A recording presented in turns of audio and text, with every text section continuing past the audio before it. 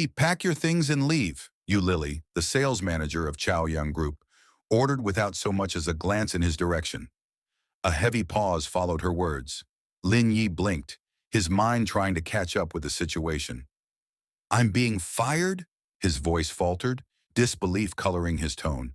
I was doing fine. Why am I being fired? Yu Lily's expression remained cold, her voice sharp. The company doesn't think you're suitable for this job, so they don't need you anymore. Lin Yi stood frozen, a bitter realization sinking in. 6 long months, not a single day off, endless effort poured into his work with the hope of recognition, a promotion, a raise perhaps. He had sacrificed so much, only to face the unthinkable today. His hands clenched at his sides, frustration bubbling beneath the surface. Manager Yu, you're going too far. You're firing me for no reason just because I don't give you gifts? That's a bit unreasonable, isn't it? Yu Lily's gaze hardened. She let out a small, dismissive scoff. Reasonable? What right do you have to be reasonable with me? Do you really think you're that important? Without waiting for a reply, she flicked her hand in dismissal, already turning away. I have a meeting soon. Let's go. Don't waste my time.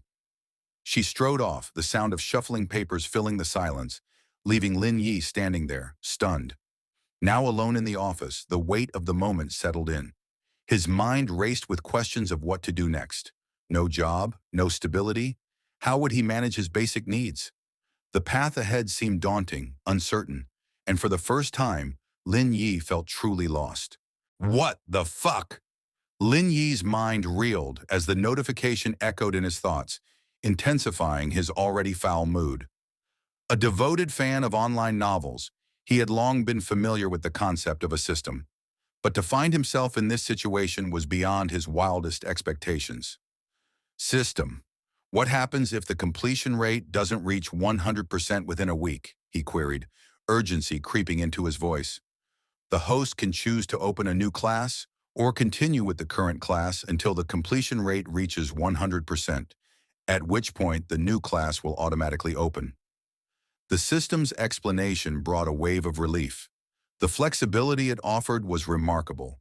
The power was in his hands. This was great. Collect, Lin Yi declared, barely pausing to think. Ding, $10 million has been transferred into the host's account.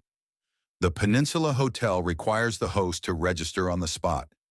The Pagani Zonda is parked in the Chaoyang Group parking lot, Area C, number 22. You can find the car keys in the elevator. A moment later, his phone buzzed with a text message. Your savings card account with the N number 4255, April 27th, 9:48 p.m. Net income and expenditure $10 million. Current balance $100,101.15. Construction Bank. Before he could process it, another message arrived. Congratulations, you've registered as the owner of Didi.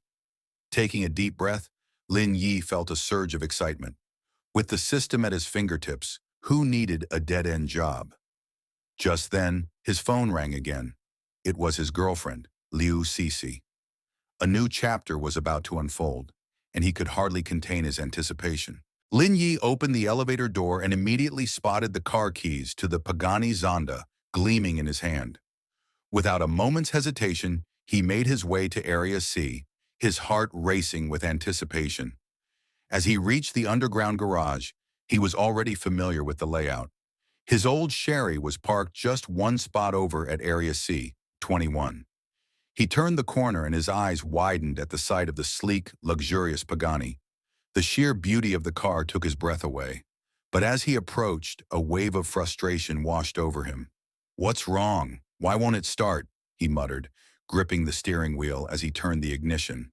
The engine sputtered but refused to roar to life. The excitement of his newfound fortune collided with the reality of his predicament, leaving him exasperated and eager to figure it out.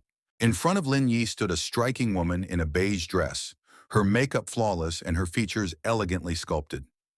The black stockings hugged her long legs, accentuating her voluptuous figure. She was impossible to ignore. Boss G? Lin Yi ventured tentatively, recognition dawning as he noted the Maserati parked nearby. Are you Lin Yi from the sales department?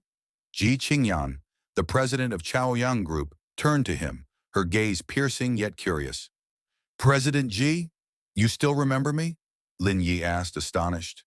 As an often overlooked employee, it surprised him that she would recall his name. I saw you once, so I remembered you, she replied, her tone businesslike, not willing to admit it was his striking looks that had caught her attention. Is there something wrong with your car? Lin Yi inquired, noting her anxious demeanor. Ji Qingyan nodded, her brow furrowing. It was fine when I drove here earlier, but now it won't start. I'm not really good at repairing cars, but if you're in a hurry, you can take my car, he offered, eager to help. She frowned slightly, weighing her options, then finally nodded. I need to go to the construction bureau to meet the chief. Please send me there.